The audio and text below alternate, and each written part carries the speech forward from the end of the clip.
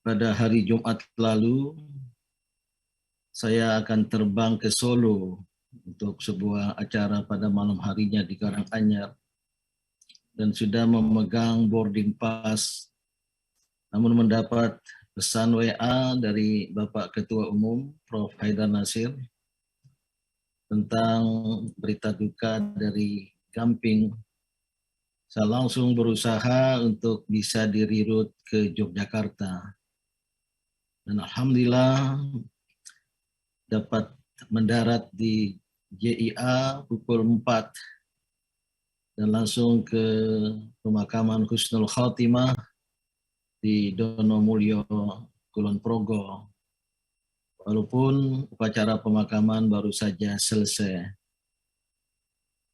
Saya mengharuskan diri untuk hadir, tidak di sholat jenazah atau di pemakaman, karena saya menyesal sekali tidak bisa membesuk beliau di Rumah Sakit PKU Gamping, terutama ketika masuk rumah sakit terakhir, walaupun sudah merencanakan bersama istri untuk datang besok setelah dari UMS langsung ke Gamping. Namun Allah telah menentukan lain. Dan oleh karena itu kita berdoa kehadirat Allah Subhanahu wa taala, semoga beliau yang dimakamkan di pemakaman Husnul Khotimah juga telah memperoleh Husnul Khotimah, dan saya yakin begitu banyak amal jariah yang telah ditorehkan oleh almarhum Buya Syafi'i Ma'arif, dan begitu banyak kebaikan yang perlu kita ikuti khususnya oleh generasi penerus Muhammadiyah. Dan satu hal yang sambil menunggu pesawat ke Jogja saya tulis sangat ringkas pesan dari beliau, dan sekaligus menjadi amanah yang perlu kita pikul bersama adalah menjadikan Muhammadiyah sebagai gerakan ilmu. Saya kira sangat relevan. Walaupun saya pernah menyampaikan pada beliau ketika mendampingi sebagai wakil ketua PP Muhammadiyah, sebenarnya Muhammadiyah sudah menjadi gerakan ilmu. Paling tidak gerakan dakwah pencerahannya sudah berbasis ilmu pengetahuan walaupun sangat sederhana. Tapi Buya yakinkan kalau mau mewujudkan, waktu itu sudah mulai kita kenal sebuah istilah peradaban utama atau high civilization, maka perlu betul-betul berbasis pada ilmu pengetahuan. Bahasa filsafatnya memperkuat kerangka ontologis dan epistemologis, sehingga aksiologi dari gerakan amal usaha Muhammadiyah akan betul-betul berdampak pada pencerahan dan bermuara pada kebangkitan dan kemajuan peradaban. Ini saya coba renungkan saran dari almarhum untuk Muhammadiyah menjadi gerakan ilmu dengan yang saya amati, walaupun tidak terlalu intens, terutama selama mendampingi sebagai wakil ketua PP Muhammadiyah tahun 2000 sampai 2005. Saya amati Buya Syafi'i Ma'arif, seorang yang, ini sekedar bahasa saya yang resah, gelisah atau gusar terhadap kehidupan umat Islam dan juga bangsa Indonesia, yang dinilainya antara idealitas dengan realitas sangat-sangat berjarak. Buya Syafi'i sangat mengagumi masa keemasan Islam, abad ke-9 sampai abad ke-11. Terutama umat Islam pada waktu itu, atau dunia Islam menjadi pemegang supremasi peradaban dunia. Beliau sejauh pengamatan saya tidak merujuk ke periode lebih awal. Katakanlah kalau sekarang as-salafus soleh, atau juga ya sedikit singgungan terhadap periode Madinah, ya. Tapi lebih kepada satu periode sejarah ya, sekitar berapa tahun itu, abad ke-9 dan 11, 3 abad. Ya.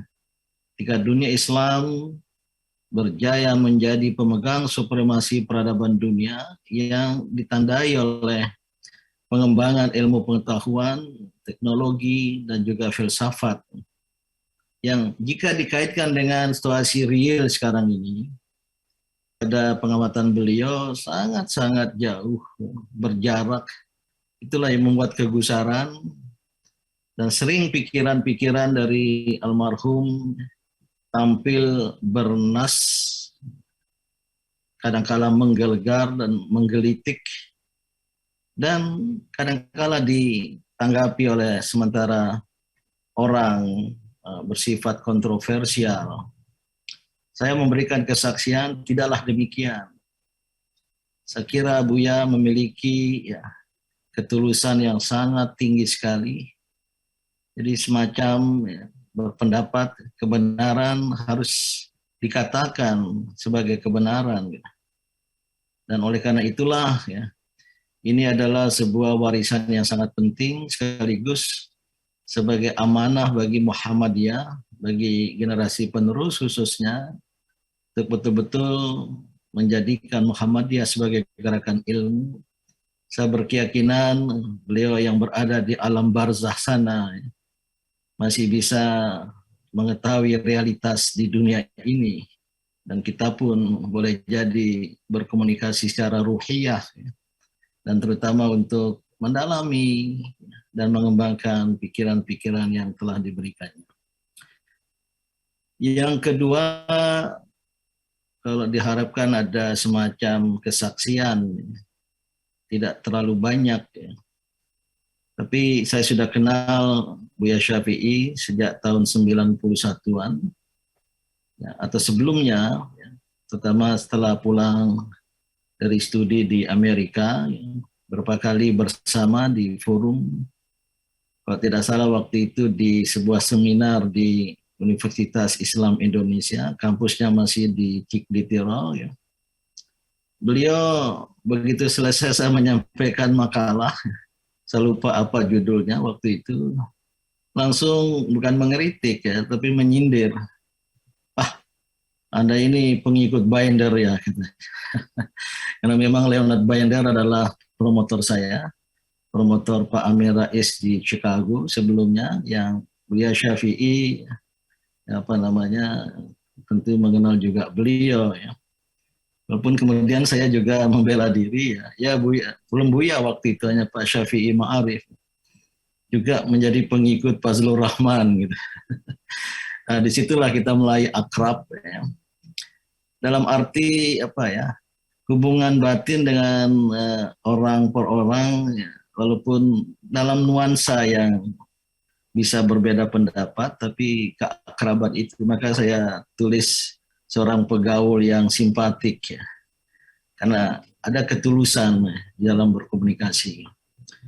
Teringat tahun 93, ya, Buya termasuk yang saya minta nasihatnya, satu dari 4 tokoh Muhammadiyah, ketika saya diminta atau direkrut menjadi anggota DPP Golkar ya, sebagai ketua Departemen Litbang dan Pengkajian. Ada Pak Lukman Harun, almarhum semua, terus Pak Ismail Suni, Pak Amin Rais, ya, dan juga Buya Syafi'i. Saya mendapatkan sebuah dukungan yang sangat-sangat positif dari Buya Syafi'i. Anda harus masuk, tapi Anda harus melakukan perubahan. Gayanya Buya ngomong gitu. Waduh, saya merasa berat juga kalau harus melakukan perubahan dalam setting politik seperti di akhir Orde Baru itu. Nah, yang kedua, ketika tahun berapa itu, 2016-17, diminta untuk menjadi utusan khusus Presiden untuk dialog dan kerjasama antara agama dan peradaban. Secara kebetulan, saya bertemu dengan Buya dan meminta pendapat. Dukungan yang sama yang beliau berikan Cuma dengan catatan ada kalimat yang saya catat. Anda harus menjadi orang diri sendiri.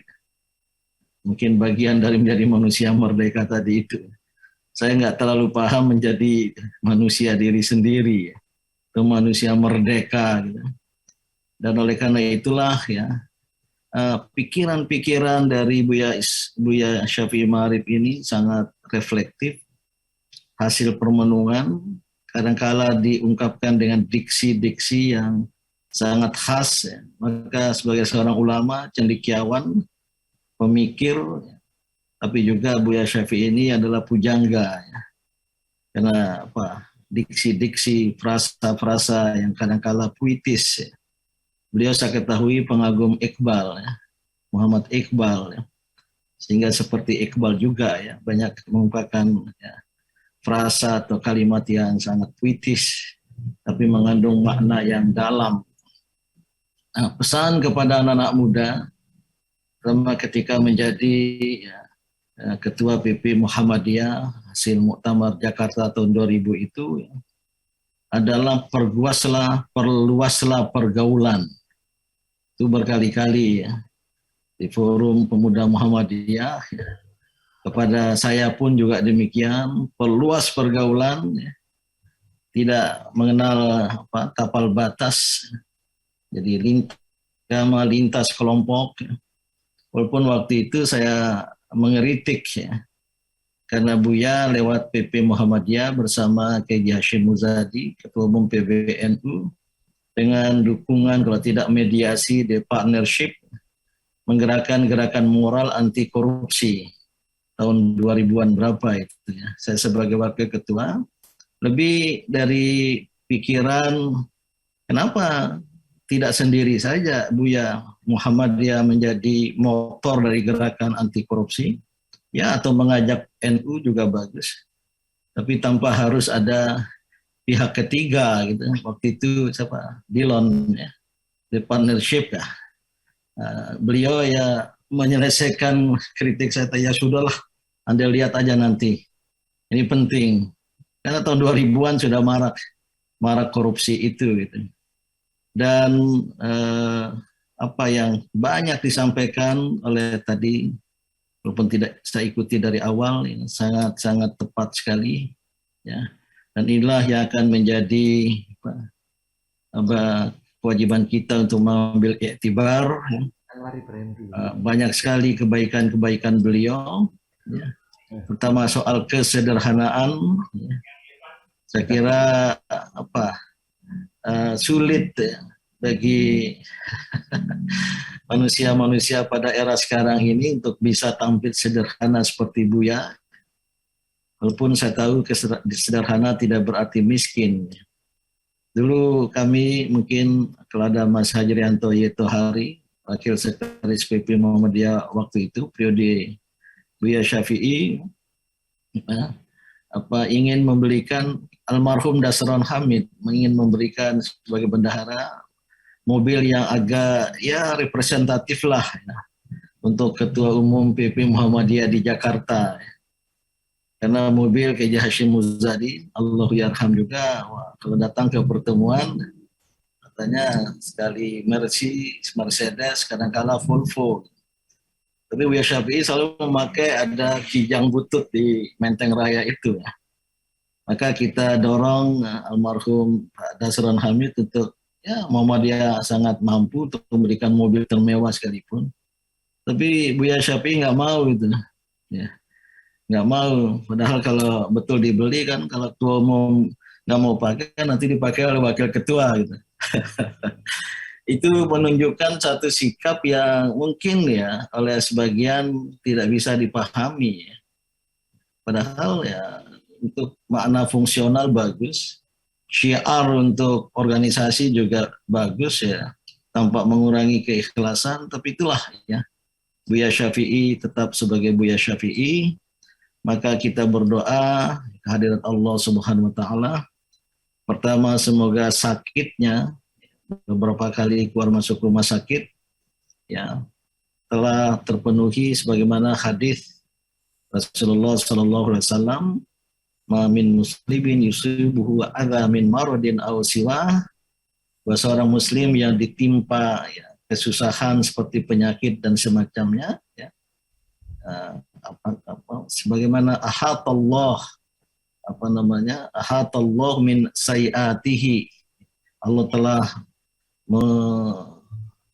menghilangkan segala dosa-dosanya, kama tuhitu syajaratu waraqaha, sebagaimana sebuah pohon menggugurkan daun-daunnya.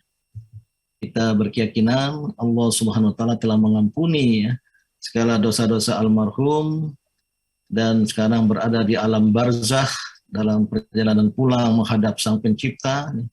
Beliau telah menghimpun begitu banyak amal jariah, dan yang paling penting bagi kita warga Muhammadiyah adalah bagaimana melahirkan Ahmad Syafi'i Ma'arif lain. Tentu ya, likulli rajulin zaman, setiap orang ada zamannya, ada waktunya, tapi begitu banyak kebaikan tadi itu saya kira masih tetap relevan sekarang dan ke depan. Maka bagi Muhammadiyah dan bagi kita yang berkumpul sekarang, tidak sekedar mendaftarkan kebaikan-kebaikan itu, tapi harus tergerak untuk menjadikannya sebagai ibrah. Ya, untuk kita, ya, saya juga belajar apa yang bisa kita ambil ya, dari orang-orang terdekat kita dengan segala kebaikannya. Ya. Walaupun kadang-kala tidak mudah, itulah saya kira makna penting dari takziah ini. Kepada Umi ya, dan keluarga almarhum saya memohon maaf. Kemarin mau mampir dari Kulon Progo, tapi melihat Google Map baru akan sampai di Karanganyar jam 9.24 menit. Sementara acara di sana mulai pukul 7.30. Maka saya minta istri, karena saya lowbat di perjalanan dan tidak ada power bank, untuk menelpon Umi, dan katanya sudah sempat berbicara dengan putra beliau. Dan mudah-mudahan satu waktu kami bisa berziarah, bersilaturahim ke Yogyakarta nanti. Terima kasih. Wassalamualaikum warahmatullahi wabarakatuh.